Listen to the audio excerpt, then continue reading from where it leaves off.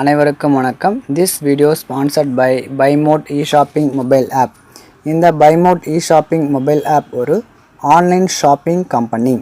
இந்த பைமோட் mobile ஆப்பினுடைய link பார்த்தீங்கன்னா கீழே டிஸ்கிரிப்ஷனில் கொடுத்துருக்கேன்.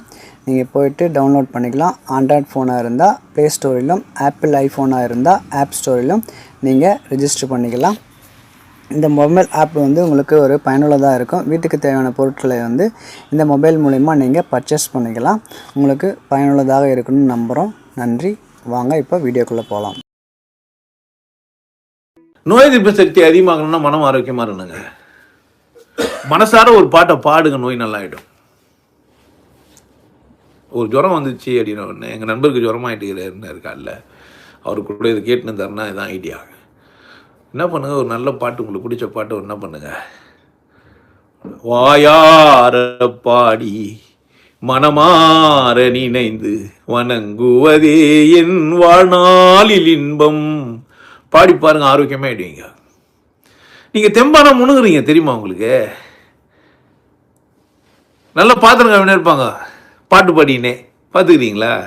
நீங்கள் ஒரு சந்தோஷமான ஒரு சூழ்நிலைக்கோ இல்லை ஏதோ ஒரு வேலை செஞ்சுக்கிறீங்கன்னா உங்கள் மனம் பார்த்தீங்கன்னா தானாகவே பூரிச்சு ஏதோ ஒன்று பண்ணோம், பாடின்னு இருக்கும்.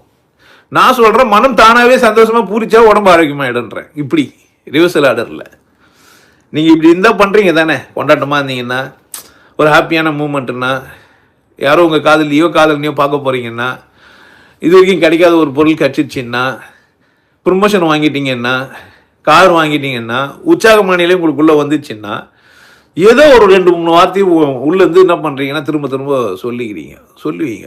அப்படிதானே? உங்கள் கணவனையோ அல்லது மனைவியோ என்ன பண்ணுவீங்கன்னா எதனா எக்ஸ்ட்ரா பேசுவீங்க. இது வரைக்கும் சொல்லாத ஒரு வார்த்தையில் சொல்லி என்ன பண்ணுவீங்க, புஜ்ஜி குட்டி, செல்ல பொண்ணுன்னு. அப்படி ஒரு வார்த்தை தான் அல்லலியா. அப்படி ஒரு சொல்லப்பட்ட ஒரு வார்த்தை தான் அல்லலியா. நான் கூட அந்த மாதிரி மகிழ்ச்சியாக உற்சாகமாக இருந்தானா அவங்க ஒத்த அடின்னுவேன். அப்படி ஒரே போதையாக இருக்கும் எனக்கு. அதனால் என்ன பண்ணுங்கள், அப்படி என்ன இம்யூனிட்டி கெப்பாசிட்டி அதிகமாகணும்னா மனசை என்ன பண்ணுங்கள், உற்சாக நிலைக்கு கொண்டு போங்க. சாராயம் குடிச்சா தான் உற்சாக நிலை வருன்றதெல்லாம் சும்மா பேச்சு. உற்சாகமான நிலையில் தான் சாராயத்தை குடிக்கணும். சாராயத்தை குடிச்சிட்டு உற்சாகமாகக்கூடாது. உற்சாகமான நிலையில் தான் என்ன பண்ண நீங்கள், சாராயமோ சோறோ ஏதோ சாப்பாடோ இல்லை ஏதோ ஒரு விருந்துக்கு போகிறீங்களோ, எப்படி போனால் கல்யாண வீட்டுக்கு போகிறீங்கன்னா உங்களுக்கு மனநிலை ஏன் உற்சாகமாச்சுன்னா அங்கே இருக்கிறவங்களாம் எப்படி இருக்கிறாங்க. சில பேர் கல்யாண வீட்டுக்கு போய் கூட சோகமாக சுற்றி நிற்போம். அவனுக்கு இம்யூனிட்டி கெப்பாசிட்டி போய்டும். வாழ்க்கையில் நீங்கள் எதை இழந்துட்டீங்கன்னா உடனே நீங்கள் இழந்துட்ட பொருள் மேலேயும் நீங்கள் அக்கறை எடுத்துக்கினீங்கன்னா உங்கள் கெப்பாசிட்டி நீங்கள் அப்படியே டவுன் ஆகினே போய் நிற்பீங்க. புரியுதா நான் சொல்கிறேன்? பூசப் பண்ணுறது நீங்களே என்ன பண்ணிடணும், உங்களை உற்சாகமாக சரி இழக்கிறதுக்கு ஒன்றும் இல்லை. நம்ம இங்கே இழக்கிறதுக்கு எல்லாமே பெனிஃபிட் தான். இங்கே இழக்கிறதுக்கு ஒன்றுமே அப்படிலாம் இருந்தீங்கன்னா எங்களுக்கு என்ன ஆகிடும், இந்த இம்யூனிட்டி கெப்பாசிட்டி கம்மியாக இருக்குதுன்னு கேட்டாக்கா அவங்க ஏதோ ஒன்று இல்லை வாழ்க்கையில் அவர் கஷ்டப்பட்டுக்கிறாரு. அவர் யாரை கூட போட்டி போட்டு என்ன பண்ணுகிறாரு, அவர் கஷ்டப்பட்டுக்கிறாரு. அவர் அந்த மாதிரி ஒரு சூழ்நிலை தான் அவர் இருப்பார். பழுது சாப்பிட்டு கூட ஆரோக்கியமாக இருக்கலாம். பழைய சாதத்தை சாப்பிட்டு கூட என்ன பண்ணலாம், வெறும் பச்சை தண்ணி சிலல்லவா பாட்டு கேட்டுருப்பீங்க.